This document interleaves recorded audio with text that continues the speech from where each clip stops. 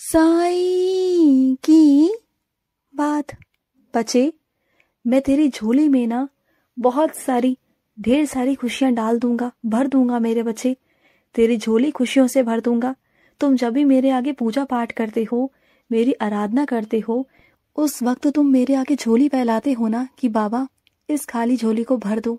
तो सुनो ना, तुम्हारा ये फकीर बाबा खुद तो फकीर है, लेकिन तुम्हारी झोली भर देगा, तुम्हें इतना धनवान कर देगा, तुम्हारे जीवन में इतनी सारी खुशियां भर देगा कि तुम कभी भी ना हारोगे नहीं जिंदगी में। तुम्हारे पास कभी किसी चीज की कोई कमी नहीं रहेगी। खुशियां ही खुशियां होंगी तुम्हारे चारों तरफ। तुम्हारे रिश्ते, तुम्हारे अपने, सब कुछ तुम्हारे पास होगा। तुम्हारा प्यार तुम्हारे पास होगा, सब कुछ तुम्हारे पास होगा। तुम देख लेना, जो तुम रोज मेरे आगे अरदासें करते हो ना, रोज मुझसे खुशियां मांगते हो ना, तो खुशियां मैं तुम्हें दे रहा हूँ, लेकिन उन खुशियों को संभाल कर रखना। मैं तुम्हें देता जा रहा हूँ, उसे संभालते जाओ। ये तुम्हारा काम है संभालना, मेरा काम तुम्हें देना है, और तुम उसे संभालते जाओ मेरे बच्चे।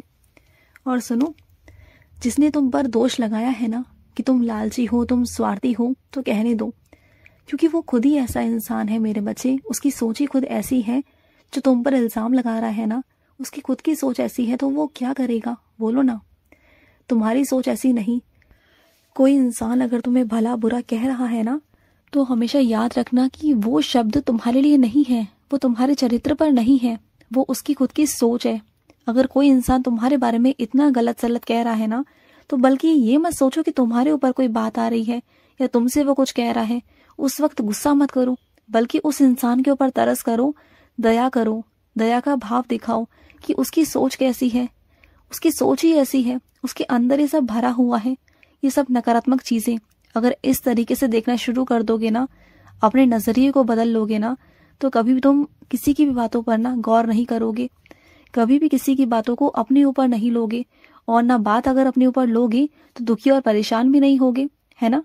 अगर कोई इंसान तुमसे कुछ भी कह रहा है ना, तो ध्यान रखना, आगे से ध्यान रखना कि वो इंसान अपनी सोच तुम्हें बयां कर रहा है, और उसकी सोच पर तुम्हें दया करना चाहिए, ना कि उन शब्दों को अपने ऊपर लेना चाहिए। और सुनो, अपने लिए प्रार्थना तो हर कोई करता है मेरे बच्चे, हर कोई करता है। अगर किसी और के लिए प्रार्थना करते हो ना, तो उसमें मुझे बहुत खुशी मिलती है। अगर तुम अपना 10 मिनट की पूजा पाठ करते हो, अगर उसमें से 2 मिनट 2 सेकंड भी किसी और इंसान के लिए प्रार्थना करते हो ना, तो मुझे बहुत खुशी मिलती है। ऐसे बच्चों को ना मैं दुगना तिगना आशीर्वाद देता हूँ। एक तो उनके लिए जिनके लिए वो आशीर्वाद मांग रहे हैं, और एक उनके खुद के लिए, क्योंकि मेरे बच्चों को ना मैं बहुत प्यार करता हूँ। ऐसे बच्चे मुझे बहुत प्रिय हैं, जो अपने से पहले दूसरों के बारे में सोचते हैं, हमेशा स्वार्थी नहीं होते मेरे बच्चे। मेरे बच्चे बहुत प्यारे होते हैं, बहुत प्यारे। देखो, इस बार नहीं मेरे बच्चे, नहीं, इस बार नहीं। इस बार ना मैं तुम्हें झुकने या गिरने नहीं दूंगा, ना ही माफी मांगने दूंगा। बस बहुत हुआ ना, तुमने हर बार माफी मांगी है, चाहे तुम्हारी गलती हो ना हो, उसके बावजूद भी तुम आगे झुके हो। हर बार तुमने ही रिश्ते को बचाने की कोशिश की, हर बार तुमने ही पहल की, हर बार तुमने ही किया। देखो, मानता हूं कि आगे पहल करने से कोई झुकता नहीं, लेकिन हर बार, इस बार नहीं मेरे बच्चे। अगर वो अपनी नाराजगी जाहिर कर रहे हैं तो करने दो, क्योंकि उन्हें खुद भी समझने की जरूरत है। वो अपने ही जिंदगी में इतना मस्त है ना कि उन्हें सच दिखाई दे ही नहीं रहा। जो सच उन्हें तुम दिखाना चाह रहे हो ना, वो सच वो देखना चाहते नहीं है, तो जाने दो ना। जो इंसान सच देखना ही नहीं चाहता, जो तुम पर गलत सलत इल्जाम लगा रहा है, कुछ गलत बोल रहा है ना, तो जाने दो। ऐसे इंसान को उसके हाल पर छोड़ दो। जब सही वक्त आएगा ना, तब उसे सारा सब कुछ समझ में आ भी जाएगा। समझ गए ना। और ना तुम्हारे मन को ना मैं ठेस नहीं पहुंचने दूंगा मेरे बच्चे, बिल्कुल नहीं। इस बार तो बिल्कुल भी नहीं कि तुम्हारे मन को कोई ठेस पहुंचाए ना, ये मुझे बिल्कुल बर्दाश्त नहीं, बिल्कुल भी नहीं है। और सुनो, अगर किसी मेरे बच्चे को उदी की जरूरत है ना, और तुम्हारे पास अगर उदी है ना, तो उसे दे देना। ये मत सोचना कि तुम्हारे पास कम पड़ जाएगी। अगर तुम उसे दोगे ना, तो मैं चाहे जैसे मर्जी तुम तक उदी पहुंचाऊं, वो मेरा काम है, मैं पहुंचा दूंगा। लेकिन तुम ना उसकी मदद जरूर करना।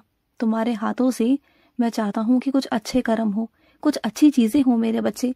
तुम्हारे माध्यम से किसी मेरे बच्चे के अंदर मेरे लिए विश्वास जागृत होगा, तो सोचो ना तुम कितनी बड़ी सेवा कर रहे हो। घर बैठे बैठे तुम जो सेवा कर रहे हो ना, वो बहुत बड़ी सेवा है, जो हर कोई नहीं कर सकता। कोई इंसान तुमसे उम्मीद रखकर बैठा है कि तुम उसकी तरफ बोलोगे, लेकिन तुम ना सच ही कहना, चाहे कोई कितना भी तुम्हारा अपना क्यों ना हो। लेकिन अगर वो झूठ बोल रहा है, गलत कर रहा है ना, तो उसे तुम रोको टोको, लेकिन सच कहो। चाहे सामने वाला इंसान तुम्हारा अपना नहीं, लेकिन वो अगर सही है, अपने जीवन में सच बोल रहा है ना, तो उसका साथ देना। क्योंकि देखो, जीवन में ना सच कहना बहुत ज़रूरी है मेरे बच्चे। क्योंकि अगर तुम उसे झूठा ठहरा भी दोगे ना, आज नहीं तो कल उसके अंदर से जो तुम्हारे लिए चीज़ें निकलेंगी ना, तो फिर वो तुम्हें भुगतनी पड़ेंगी। मैं नहीं चाहता कि जो गलतियां तुमने की ही नहीं, उसका तुम भुगतान करो, चीज़ों का तुम भुगतान करो, दंड भोगो। तुम्हारा भी उसमें योगदान हो जाएगा मेरे बच्चे, चाहते ना चाहते, चाहे तुमने गलती की हो या ना की हो। लेकिन अगर तुम किसी गलत इंसान का साथ दे रहे हो ना, और सामने वाले का दिल दुखा रहे हो ना, तो फिर उसमें तुम भी भागीदार बन जाओगे, जो मैं बिल्कुल नहीं चाहता कि तुम ऐसा कुछ करो। तो सच ही कहना, और बल्कि जिसने गलत किया है उसे समझाने की कोशिश करो कि उसने गलत किया है, और हो सके तो वो भी माफ़ी मांग ले। और अगर वो नहीं माने ना, तो तुम तो सच ही कहना, बोल देना उसको। क्योंकि हर रिश्ते से बड़ा कर्म है, हर चीज़ से बड़ा कर्म है, इंसानियत सबसे बड़ी है, और कुछ भी बड़ा नहीं मेरे बच्चे, कुछ भी नहीं है। और सुनो, आज जब तुम मेरे आगे जोत जलाओगे ना, तो तुम्हें उसमें मेरा छवि दिखाई दे जाएगी, तुम्हें आज मेरे उसमें दर्शन हो जाएंगे। आज अपने साईं को गौर से देख लेना। आज कहकर तुम्हारे पास आ रहा हूँ, आज कहकर आ रहा हूँ, मुझे ध्यान से देखना, तुम्हें लौ में मैं दिखाई दूंगा मेरे बच्चे, मुझे ध्यान से देख लेना। आज तुम्हारा साईं तुम्हें दर्शन देने आ रहा है, और वो भी बहुत दिनों बाद। तुम बहुत दिनों से कह रहे थे ना कि साईं आपने दर्शन नहीं दिए, तो मैं दर्शन देने आ रहा हूँ मेरे बच्चे। और सुनो, जब तुम मेरा व्रत रखते हो ना, तो व्रत रखते में बहुत सारी चीज़ें ऐसी हो जाती हैं तुमसे, जाने अनजाने, तो उसके लिए परेशान मत हुआ करो। और कुछ चीज़ें ऐसी भी होती हैं जहाँ तुम्हारे घर वाले नहीं मानते, जो चीज़ों को लाने में घर नहीं मानते हैं, और तुम्हारा व्रत होता है, और तुम परेशान हो जाते हो कि मैं क्या करूँ, कैसे रोकूँ इन्हें। तो जाने दो ना, उनके कर्म उनके साथ और तुम्हारे कर्म तुम्हारे साथ।